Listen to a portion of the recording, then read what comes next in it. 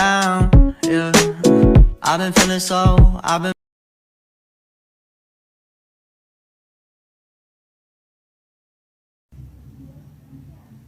Assalamualaikum warahmatullahi wabarakatuh.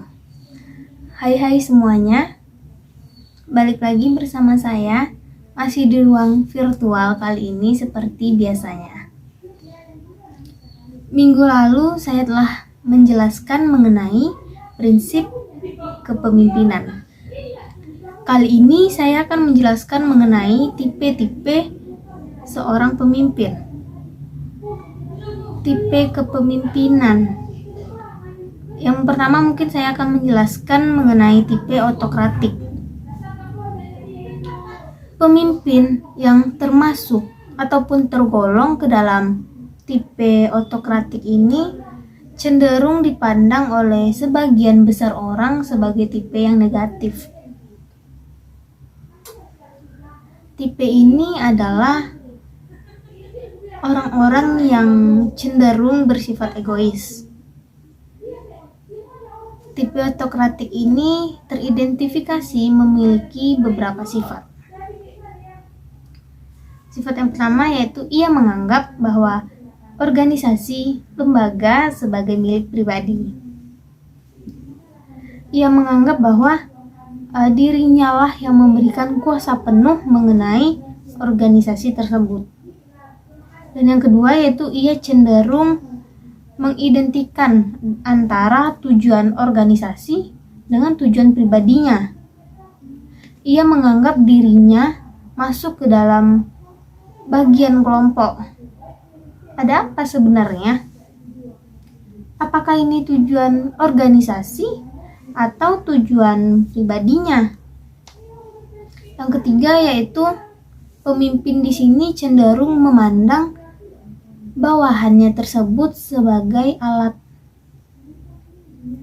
Sebagai alat di sini mungkin maksudnya disuruh untuk melakukan sesuatu, dipaksa untuk melakukan berbagai hal, ini dan itu, sesuai yang ia mau. Yang keempat yaitu pemimpin di sini tidak mau dikritik. Tidak mau menerima pendapat, tidak mau menerima saran apapun itu tentang kebijakan yang telah dia buat. Kelima yaitu segala sesuatu yang ada di dalam organisasi atau lembaganya itu sangat tergantung kepada kekuasaan formil yang dimilikinya. Lalu untuk kegiatannya tersebut menggunakan pendekatan yang mengandung unsur paksaan dan sifatnya itu mengancam. Di dalam tipe otokratik ini mempunyai kelebihan yaitu yang pertama di sini adalah keputusan yang dihasilkan dan diambil cenderung lebih cepat. Karena di sini adalah hak mutlak yang diberikan oleh sang pemimpin. Jadi tidak perlu dipertimbangkan lagi, tidak perlu dirapatkan lagi karena pemimpinlah yang mencetuskannya. Apapun itu, sehingga apapun itu yang keluar dari mulutnya, tangannya, ataupun pemikirannya itu emang langsung keluar dari diri sang pemimpin tersebut. Tentunya di dalam adanya suatu kelebihan, tentu punya sebuah kekurangan. Kekurangannya di sini yaitu suasana kerja menjadi lebih kaku karena menakutkan, karena mengancam orang-orang yang ada di sekitarnya, merasa menjadi takut. Lalu yang kedua di sini mungkin bisa terjadi suatu permusuhan. Permusuhan di sini karena adanya ekspektasi negatif dari para bawahan ataupun orang-orang di sekitarnya. Lalu ketika bekerja, bawahan akan tertekan sehingga tidak bisa mengeluarkan intensitas ataupun produktivitas terbaiknya. Dan kreativitas bawahan akan terhindari atau tidak terlihat. Karena di sini mudahnya lahir oposisi politis, yaitu sisi politik, karena dominasi pemimpin di sini cenderung berlebihan. Teman-teman semuanya, itu adalah tipe pertama yang telah saya jelaskan. Kita masuk mungkin kepada tipe yang kedua, yaitu tipe kendali bebas. Kendali bebas namanya merupakan tipe yang hampir tidak memenuhi, tidak sebanding, tidak sesuai dengan tipe otokratik tadi. Tipe otokratik ini cenderung lebih mendominasi kepada organisasinya. Sedangkan kendali bebas ini ia mempercayakan, memberikan penuh sehingga ia sangat yakin bahwa bawahan tersebut semuanya bisa ia kendalikan dan bebas untuk melakukan apa saja. Saking percayanya memberikan kebebasan kepada karyawan dianggap bisa untuk mengembangkan saran dan bisa mengambil keputusan sendiri. Kelebihan di dalam tipe otokratik ini adalah keputusan berada di tangan bawahan, yang artinya bawahan tersebut mempunyai kemandirian yang tinggi. Lalu di sini pemimpinnya tidak dominan atau tidak mendominasi sehingga karyawannya bisa bebas untuk berkreasi dan bisa melakukan, bertindak, mengeluarkan ide-ide cemerlang mereka jika memang bertemu dengan pegawai-pegawai yang hebat. Dan kelemahan tipe kendali bebas ini adalah pemimpin cenderung memberikan kebebasan kepada bawahannya, sehingga terkadang bawahan tersebut tidak hormat kepadanya, ataupun bawahan tersebut seolah-olah menjadi seorang pemimpin. Nah, yang kedua yaitu pemimpin di sini ataupun orang-orang di sini bisa terjadinya suatu permusuhan karena di setiap mereka ini mempunyai hak. Dan yang terakhir yaitu mungkin tujuan organisasi akan sulit dicapai karena tidak memiliki inisiatif dari para bawahan ketika bertemu dengan bawahan yang lain, pegawai yang lain, ataupun mungkin itu tidak diperlukan. Tipe yang ketiga yaitu tipe demokratik, yaitu tipe ini, kepemimpinan ini didasarkan oleh pemikiran bahwa organisasi ataupun lembaga ini bisa berjalan sangat efektif sehingga tujuan organisasi akan dapat tercapai. Apa yang diharapkan oleh organisasi lalu ditetapkan ketika banyaknya masalah yang timbul, lalu akan diputuskan secara bersama, bukan hanya pemimpin saja.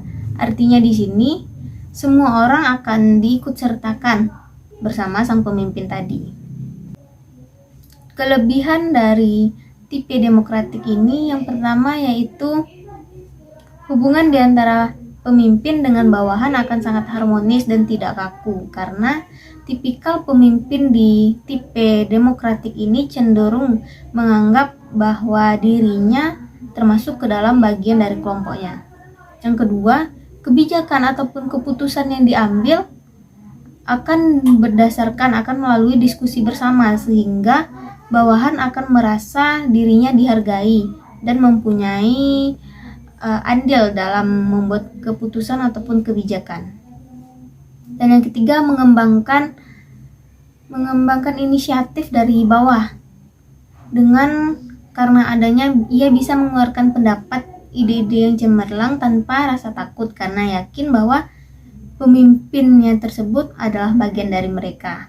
Dan yang terakhir yaitu tidak mudah lahirnya oposisi, kupu-kupu oposisi, karena pemimpin dan bawahan di sini cenderung sejalan.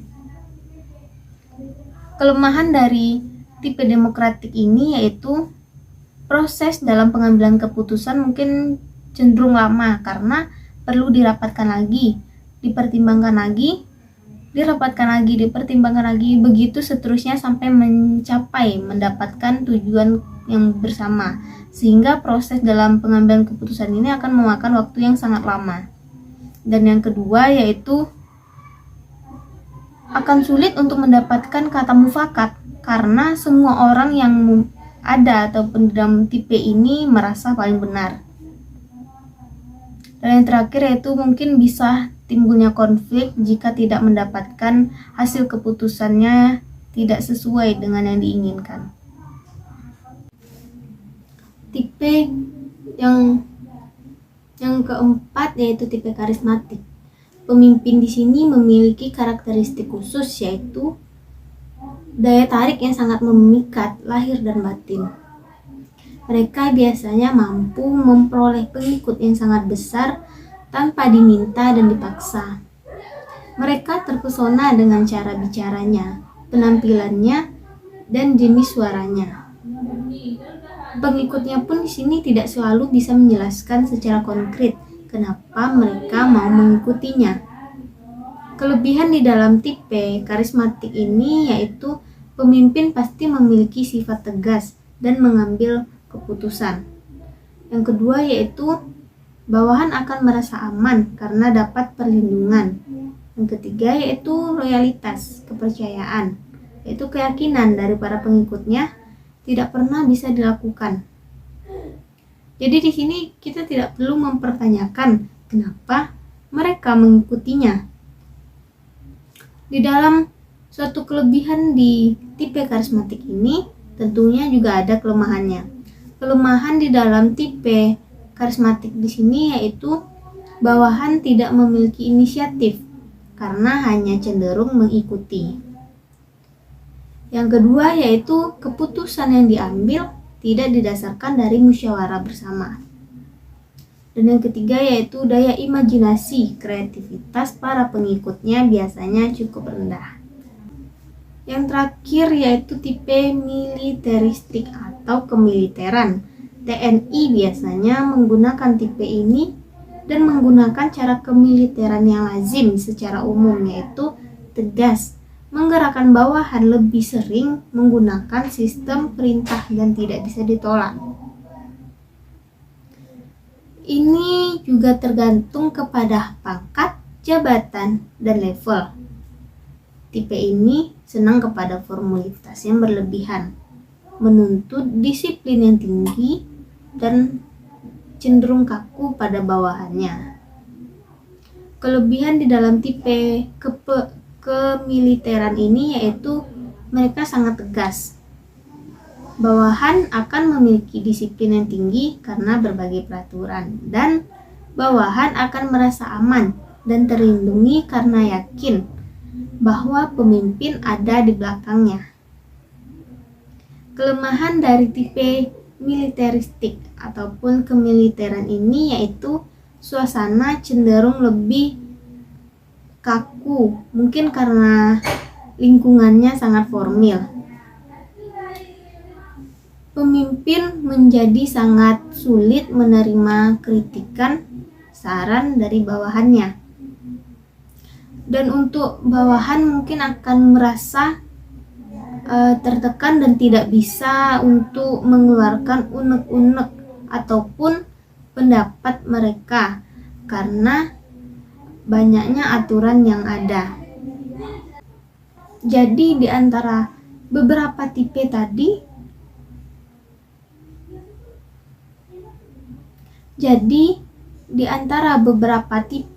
tipe yang telah saya jelaskan tadi, manakah tipe yang sangat baik? Tipe tersebut tidak ada yang baik, tidak ada yang buruk, tidak ada yang negatif ataupun tidak ada yang positif. Ini semua tergantung kepada siapa, bagaimana orang yang dipimpinnya. Baiklah semuanya, mungkin cukup sekian dari saya. Saya akhiri. Wassalamualaikum warahmatullahi wabarakatuh.